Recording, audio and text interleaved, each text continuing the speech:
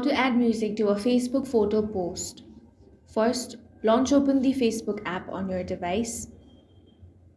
Now tap on the profile icon at the top left corner of your screen. Now scroll down a bit and you will find the option of post. Go ahead and select that. Now select photo/video. Go ahead and select a photo or video. Now tap next.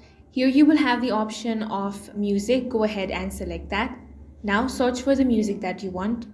Once you find the song, select and choose the part of the song you want to use. Once that is done, tap on done. Once everything is set up, tap on the done option again.